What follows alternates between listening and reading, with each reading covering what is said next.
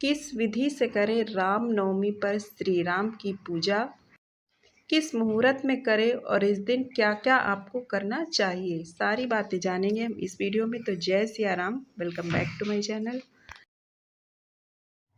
हिंदू धर्म में रामनवमी विशेष महत्व रखती है।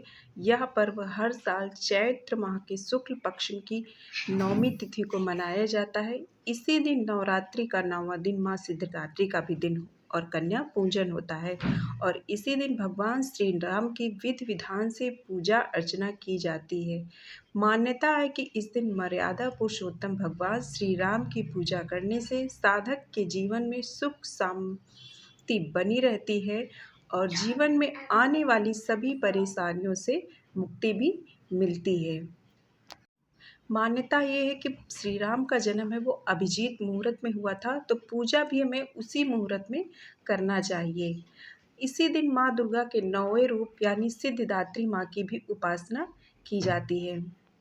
और कुछ कार्य और उपाय ऐसे हैं जो आपको रामनवमी के दिन अवश्य करने चाहिए।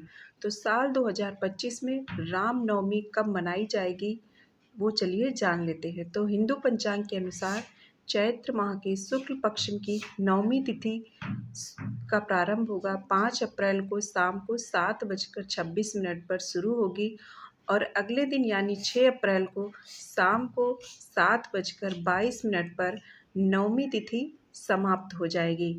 हिंदू धर्म में उदया तिथि का खास महत्वपूर्ण माना जाता है, इसीलिए रामनवमी का पर्व 6 अप्रैल दिन रविवार को ही मनाया जाएगा। इस दिन भगवान श्री राम का जन्मोत्सव धूमधाम से मनाया जाता है।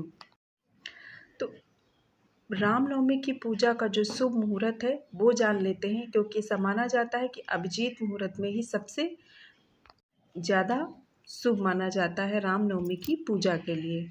तो 6 अप्रैल की सुबह को 11:08 से लेकर दोपहर के 1:39 तक अभिजीत मुहूर्त है और इसी मुहूर्त में आपको रामनवमी की पूजा कर लेनी चाहिए। सुबह में आप माँ सिद्धिदात्री की पूजा करें, कन्या पूजन करें, साथ में आप रामनवमी की पूजा भी विधि विधान से करें। वहीं दोपहर को 12:24 पर भी इन दोनों शुभ समय में साधक भगवान श्री राम की पूजा कर सकते हैं। इस दिन श्री राम के पूरे राम दरबार की पूजा यानी श्री राम के साथ साथ माता सीता, भगवान लक्ष्मण और साथ में हनुमान जी की पूजा की जाती है।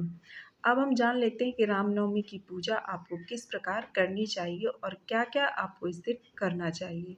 तो इस दिन सर्वप्रथम ब्रह्म मुहूर्त में उठकर स्नान आदि करके भगवान श्री राम का ध्यान करके व्रत का संकल्प लीजिए। अगर आप व्रत नहीं भी रख रहे हैं तो आप भी इस पूजा को संपन्न अवश्य करें। इसके बाद आपको इस दिन पीले कलर के वस्त्र या फिर भगवा कलर के वस्त्र धारण कर लेने चाहिए। पूजा घर में गंगा जल छिड़ककर घर और मंदिर दोनों को शुद्ध कर लीजिए। इसके बाद जहाँ पर आपको पूजा घर या अन्यथा दूसरी जगह पर पूजा करनी है वहाँ पर एक चौकी रख लें और उस पर पीले रंग का वस्त्र बिछाकर भगवान राम की परिवार सहित प्रतिमा स्थापित कर लें। साथ में रामचरितमानस भी आप वहाँ पर स्थापित कर सकते हैं। इस दिन आप अपने घर पर राम नाम की ध्वजा को आपको जरूर लगाना चाहिए। अब आप इस समय भगवान राम का ध्यान करके उनका आवाहन करें और पूजा का आरंभ करें। इसके बाद पंचोपचार कर राम परिवार संग भक्त हनुमान की भी पूजा आपको अवश्य करनी चाहिए, क्योंकि बिना भक्त हनुमान की पूजा के श्री राम की पूजा अधूरी मानी जाती है। इसके बाद अब वस्त्र, धूप, दीप, अक्षत, पुष्प, रोली, कुमकुम, भोग पूरी विधि पूर्वक पूरी पूजा सामग्री के साथ आप पूरे राम दरबार साथ में भक्त हनुमान की पूजा करें। उसके बाद आपको राम स्तोत्र और राम चालीसा का पाठ करना चाहिए। अंत में आपको आरती कर पूजा संपन्न करनी चाहिए।